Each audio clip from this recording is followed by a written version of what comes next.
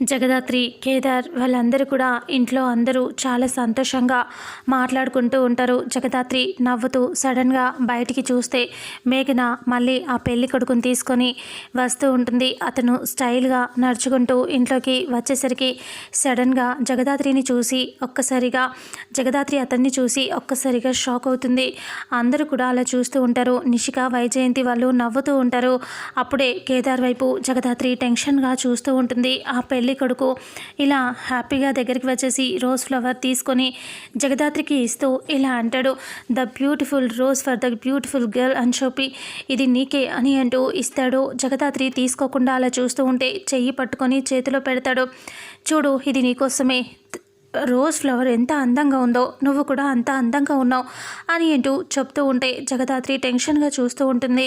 ఇక అప్పుడే ఇలా అంటాడు, మనం ఆ రోజు ప్రైవసీగా మాట్లాడుకోలేదు, ఇప్పుడైనా పక్కకు వెళ్ళి మాట్లాడుకుందాం రా అని చెప్పి అంటే దాత్రి సీరియస్గా చూస్తూ ఉంటుంది. టెన్షన్గా కేదార్ వైపు చూస్తూ ఉంటుంది.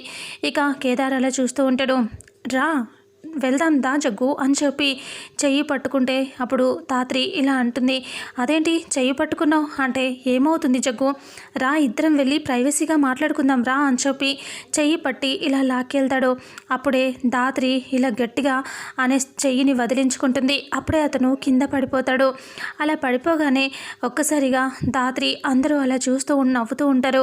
అతను కింది పడిపోవడంతో ఏంటి ఇంత అతన్ని అంత బలంగా తోసేసావు, అంత బలం ఉందా నీకు అని నిషిక అంటే ఇక అప్పుడే మేఘన అంటుంది, పోలీస్ ఆఫీసర్ కదా, ఆ మాత్రం బలం ఉంటుంది అని అనేసరికి ఒక్కసారిగా దాత్రి, కేదార్ అందరూ షాక్ అవుతారు.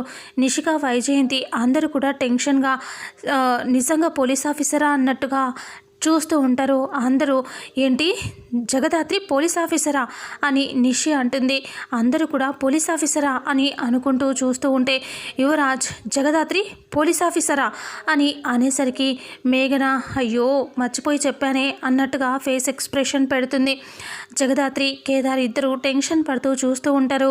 మరి జగదాత్రి పోలీస్ ఆఫీసర్ అని చెప్పిన మేఘన మళ్ళీ ఏమైనా కవర్ చేస్తుందా, లేదంటే తను పోలీస్ ఆఫీసర్ అని కన్ఫర్మ్ అయిపోతుందా, ఏమవుతుందనేది రాబోయే నెక్స్ట్ ఫుల్ ఎపిసోడ్లో తెలుసుకుందాం.